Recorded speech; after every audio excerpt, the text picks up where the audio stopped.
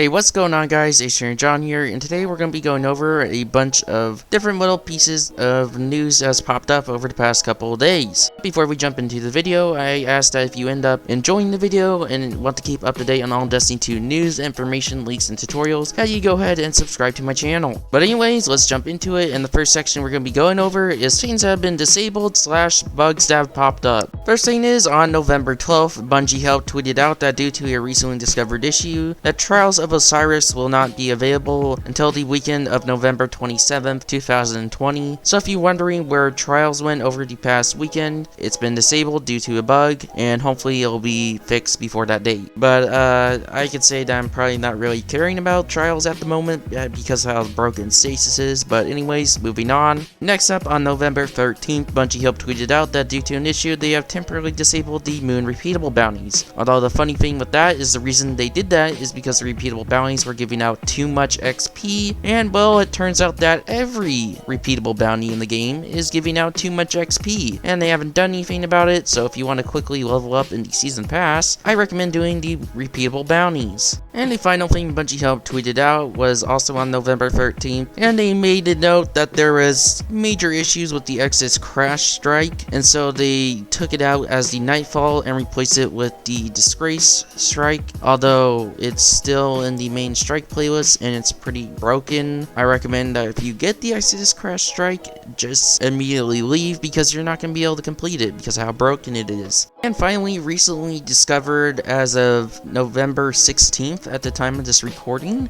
recently discovered was a brand new glitch with the Shadebinder Warlock, aka the Stasis Warlock. If you have more than one doing its thing in the super, that it just instantly annihilates any bosses. Let me know when you're good. Go. Oh my god! Oh my god! You just have to use the GL and freezer! Oh my god! What? Bungie, no! Bungie, no! Oh my god.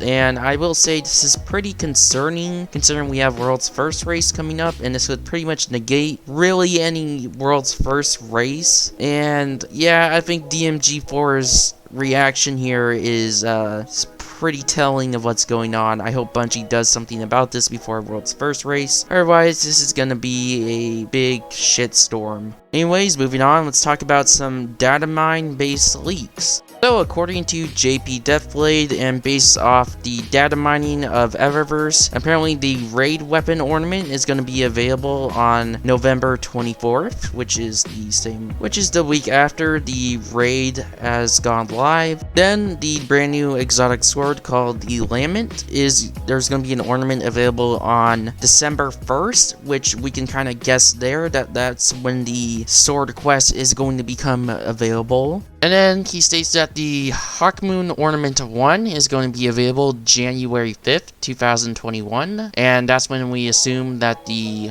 Hawkmoon quest is going to go live. So strangely enough, he says that there's a second Hawkmoon ornament that's going to be available January 26th, 2021. Although I find it hard to believe that they'd release a second Hawkmoon ornament that's silver only last minute. Personally, I think that could be a brand new exotic and not just a Hawkmoon ornament, but we'll have to wait and see. We'll probably get something in probably a late December update or something, in which we'll finally be able to data mine and tell what it actually is. And next up, we have some little in-game pieces of news that's pretty interesting to look at. First up, let's start off with looking at the in-game seasonal Season of the Hunt preview. And currently, one of the little listed tabs there states in the Hunt for Power tab that you unlock new adept weapons in Trials of Osiris, which we know, and return to Glory of the Iron Banner, where reprised ritual weapons await. Now that is very interesting. Currently in the database, there's nothing really revealing of this, so I honestly don't know what it means by reprised ritual weapons. This could be a reprise of the Stag and Felwinter's Lie. This could be a reprise of something like Luna's Howl. We just don't know at the moment, and we'll have to wait and see on this one. Next up is something I sort of brought up briefly at the end of my latest This Week at Bungie video, but in it I mentioned that the Destiny 1 tower, if you look at it from the Destiny 2 tower, if you look over at Destiny 1 tower to the left, you can notice that there's actually scaffolding going on the tower, and it's like it's being worked on, repaired. I don't know if we're actually going to get the Destiny 1 tower at some point or at the end of the season, just don't know yet, but there is a possibility this could happen, and I'd say keep an eye on that to see if there's any more developments to that. Another thing you guys may notice in the tower in game right now is that currently Lakshmi, aka the vendor for Future War Coal, has disappeared, and this is on purpose, as in the lore currently it's stated that Future War Coal is working on something called Project Stronghold with the Black Armory, aka with Ada 1. Supposedly this project is supposed to produce weapons to fight back against the darkness. And honestly, this could be a hint at a future season. Currently, if we look at the current Eververse offerings, there is a lot of hints towards Black Armory. And usually the Eververse offerings usually,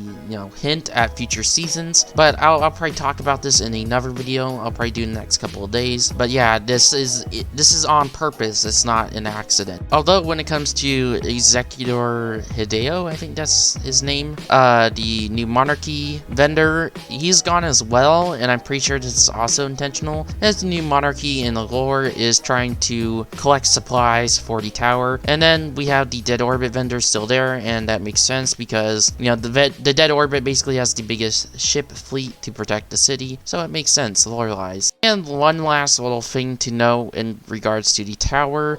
Currently, Osiris is sort of pitted up like a vendor near Ikora. Currently, I don't know why he's here. This may be resolved tomorrow when the season starts, and I'm probably going to be posting this tomorrow, so this will be probably a little bit of a pointless piece of information. But I'd just like to note that Osiris is currently in the tower. And lastly, before we move on, I'd like to note that when I was actually looking in the Triumph scores, Bungie actually realizes and notes the previous 3 years of Destiny 2 as the Age of Lost, sort of insinuating that there's probably going to be more ages outside the Age of Darkness, which we're currently in, and so we'll have to see about that one. I mean, honestly, this sort of gives me the impression that after Lightfall, this probably means that we're going to get another 3 expansions. But take that with a grain of salt, and we'll have to wait and see.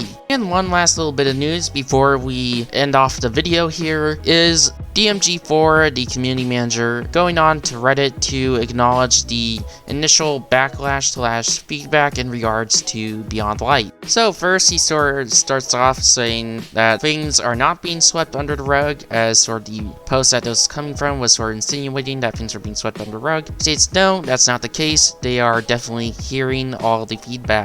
First, in regards to loot, he states that most of the loot is mostly focused on Europa and the Season of the Hunt. Though he does go on to note that when compared to previous releases, it does feel pretty barren in terms of loot we got. Although he states the reasoning for this was to increase the quality of the weapons, which I talked about in my Beyond Light review. Although he still says that they're looking at loot for future seasons and looking to make changes. Next up is the free-to-play experience, aka New Light, and here he definitely acknowledges that the New Light free-to-play experience is pretty barren compared to what we had before Beyond Light. Before Beyond Light, you had access to like all the raids and stuff, like the Leviathan and stuff, and now there isn't a free raid to do, and so he says that he's definitely getting that feedback in front of the team right away. Another thing he goes on to note is stasis in PvP, and he just states that the feedback is definitely heard, and they're monitoring the community feedback on this one, and they'll let us know when if they're going to do changes. Next up is issues with the PC performance, and I will say personally on this one, that's why I really haven't had any new gameplay. This is mainly because of the PC performance issues.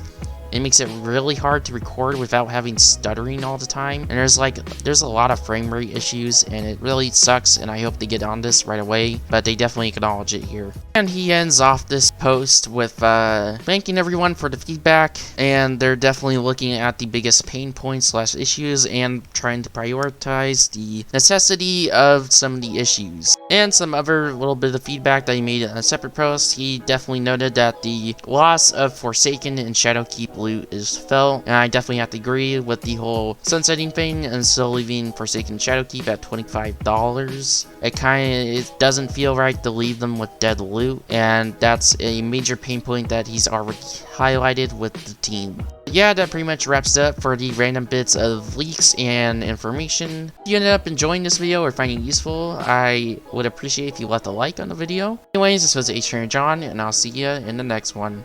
Peace.